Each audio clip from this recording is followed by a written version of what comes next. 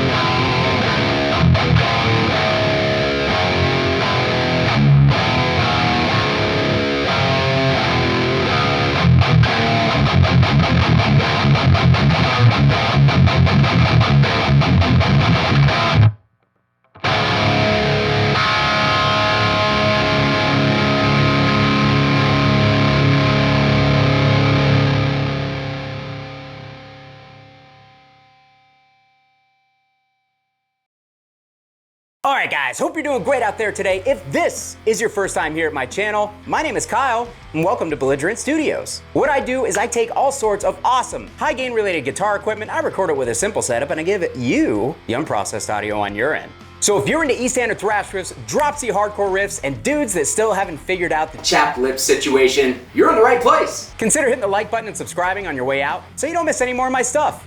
Thanks! Alright guys, so you heard it here first. And you are hearing it here first, literally. Because I actually get to release this video for this revamped pedal a day earlier than everybody else. And no, you can't sit with me at the lunch table. Some of you guys may remember my video for the Lichtlaerm Total Distortion Worship pedal, which is a collaboration between Lichtlaerm and Cult Effects to bring you a really unique distortion or preamp pedal that has everything that you need in it, including a gate and a boost, and it is really meant for people who like that really grimy, gritty style of distortion. Think your kind of sludgy but chainsaw-y type distortion sounds, but you can actually keep it under control and you can even hear what you're playing. So think of it as a chainsaw with child locks on it. And in that video, I kind of gushed over this pedal because I really enjoyed it. And as with, you know, pretty much all gear, even though I enjoyed it, there were little tweaks that I would make for my own personal taste. And I mentioned what those tweaks would be in that video. And Simon and Daniel of Lichtlaerm got together and they actually tweaked this pedal based on those suggestions that I made in that video. So it's actually kind of cool. In fact, it's the only time in my life that I've ever gained any sort of acceptance from my peers. I'm not sad, you're sad. So when Daniel let me know that they were revamping the pedal and he wanted to send me another one for an additional video and give me that first release day spot, I was honestly humbled and I was excited, so of course I said yes. But with that said, for full transparency, you guys should know I am being sponsored. I'm being sponsored. This channel is being sponsored. This video is sponsored by Lichtlaerm. They sent the pedal. They're paying me to share it with you guys here on the channel. So feel free to take everything that I have to say with a massive grain of salt. You're more than fair to do so. I don't know why I pointed at my head. I'm gonna give you my honest thoughts and opinions as I always do. So you may be asking yourself at this point, what are those differences? Because I have a really hard time staying on topic. And the differences are honestly fairly subtle, but they are definitely noticeable. So on the V1, which I have over here, I felt like it could use a little bit more low end, especially for the type of tones that it was meant to go for. And I also felt that the boost kind of needed to add that traditional, some sort of mid bump in order to make it cut through a little bit better and have just a little bit more grind when you kicked it on. And the third change being that I felt that it could use just a little bit more gain out of the box, as it wasn't quite as saturated as I would have liked it. And apparently Daniel and Simon were on the same wavelength because they went ahead and they implemented all three of those things into the V2 pedal. And then of course you guys see there is some updated artwork here as well. So the version 1, version 2, very easy to tell them apart. There's also going to be another limited edition colorway that is going to be a Cult Effects special. So that will also be available in the near future. And as of today, this pedal is in stock, ready to ship, and it's gonna cost you $289. I'll put a link to the Cult Effects website down below if you guys like what you hear. So yeah, I've technically already done a deep dive on this pedal. So if you guys wanna see the deep dive on the pedal, go ahead. I'm gonna put a card for the V1 pedal video that I did up on the screen here so that you guys can click on that and check that out. What I really wanna do for the V2 is just kind of play some riffs. I'm going to put this through a few different power amps. One thing that I did not do in my original video was put it into a clean channel or a slightly broken up channel to use it as a distortion pedal, which funny enough was kind of its main intention when being created. So that's what you guys heard on that intro clip, but I'm gonna put it through the effects return of the 6505. I've got a few different solid state power amps here as well, so you guys can kind of just hear hopefully what it's gonna sound like on your rig if you are planning on playing this for yourself. So for that intro clip, we were using my Grisenia Empress here with a Seymour Duncan Nazgul in the bridge, and we are in D standard. We are going into, again, the clean channel of the 6505 1992 original into a Mesa 1999 traditional cab, stock vintage 30s, SM57 on the V30. And we were using no outboard pedals or effects of any kind. Everything that you guys were hearing was fully contained within the TDW V2 pedal itself, including the gate, keeping everything silent, and the boost in order to give us a little bit of a kick in the nads. So let's revisit that tone.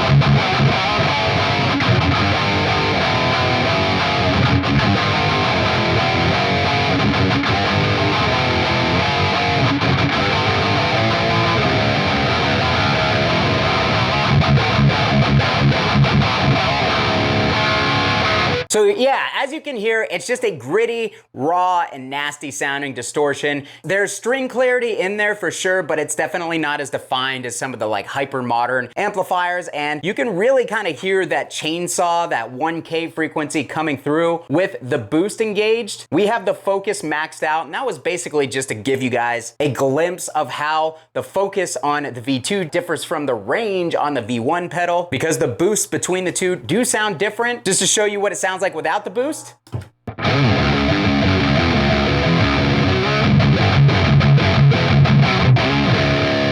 So as you can hear, it is a fat and really, really gnarly sounding pedal. Very thick, not super saturated without the boost, but we kick in the boost.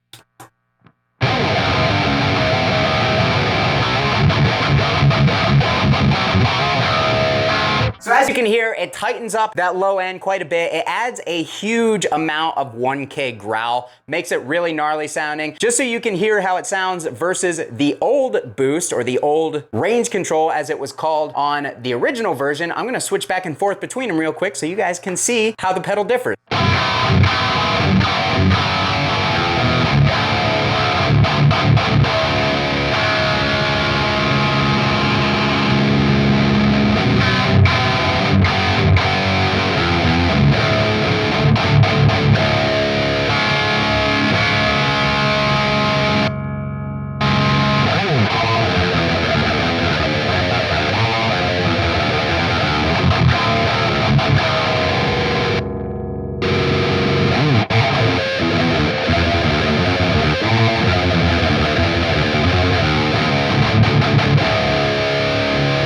So as you can hear, massive difference in that upper mid-range between the two pedals. The V2 just sounds a lot gnarlier. It's definitely got that chainsaw vibe going on, whereas the V1, not so much. It kind of was just like a clean boost with a little bit of a tone control, but it didn't really add very much cut to the signal itself. So I definitely am a fan of the revamped boost on the V2 here. And we've also got more low end. So even though we've got the cut dialed up and the focus dialed up, we're not like completely anemic. So that was the difference between the two pedals, and those were the pedals going into the front of the 6505. So now let's switch it to the effects return, and you guys can hear how it sounds going into a clean power amp.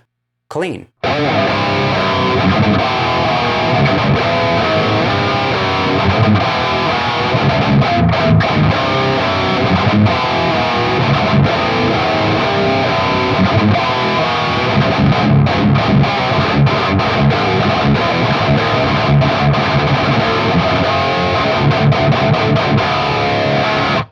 right, so as you can hear, it is very like Cocteau, very vocal midsection thing going on the way that we have it dialed in, but this 5-band EQ is extremely sensitive, so we can actually dial that out pretty easily.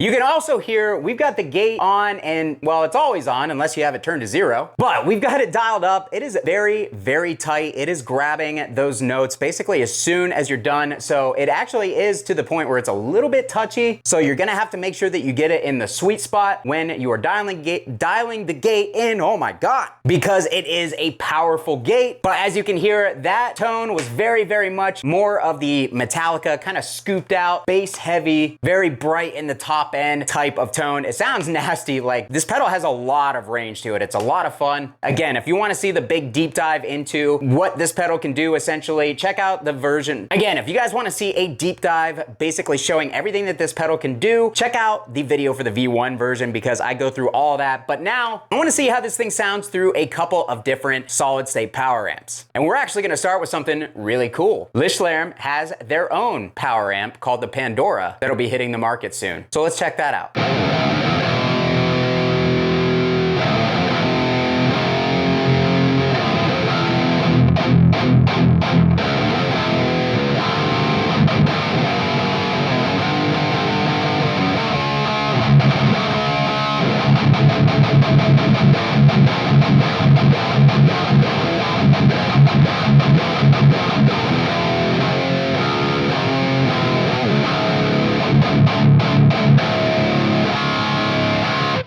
So that was the Lichtlaerm Pandora. Let's move on to the Duncan Power Stage 200.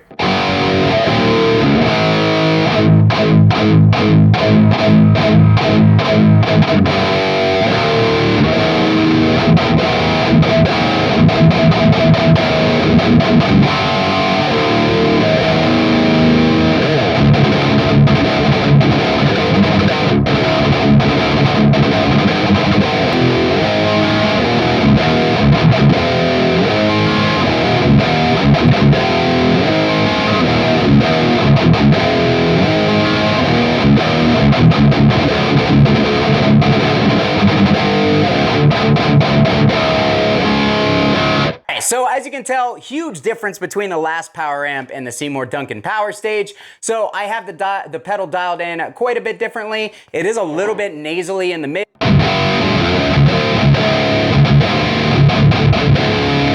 This pedal just does that dirty, like, grindy, low mid focus. It's kind of nasally, it's kind of congested, but in a cool, just like really mean sounding way. I really, really like the voicing of this pedal for if I was gonna tune down and do some like sludgier, doomier stuff. It's got tightness and it's got cut, but it definitely just has that vibe about it, and I actually really, really dig how it sounds. So we have done the power stage. Let's move on to the Blackstar Amp 1.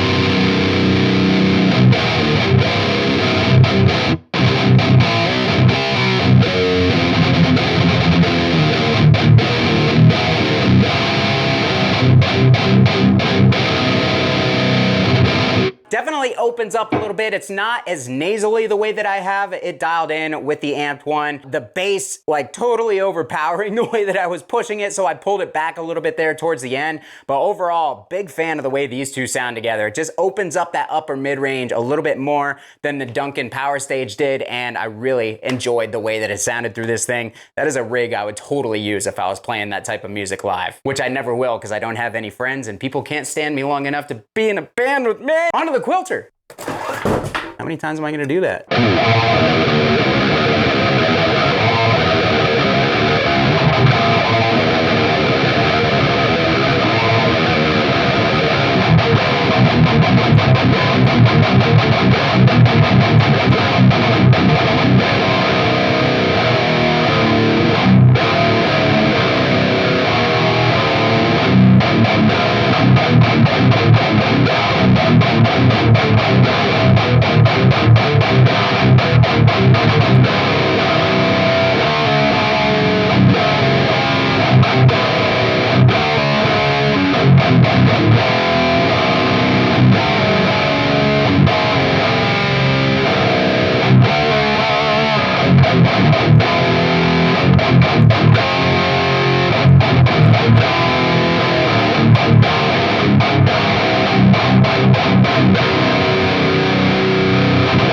This thing sounds ridiculous through the Quilter. The Quilter is the most natural, most open. It sounds the most like a real deal tube amp. So no surprise that the pedal sounds the most natural and open through the Quilter Tone Block 202.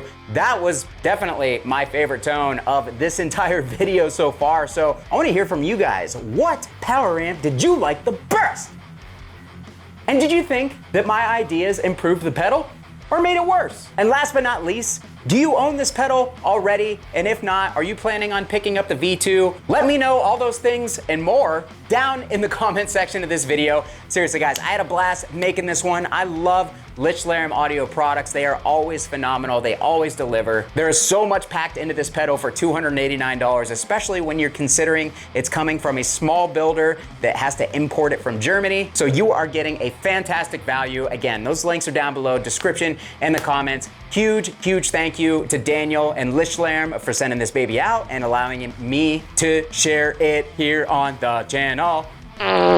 Unfortunately, I'm turning back into a robot, so I'm gonna let you guys off the hook. If you liked the video, hit the like button, subscribe. If you're not already subscribed, thanks so much for watching, guys. Kyle here again. We will see you next time.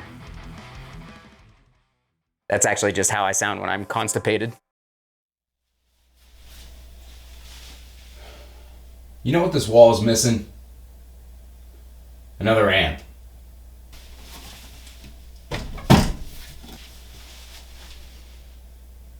There we go.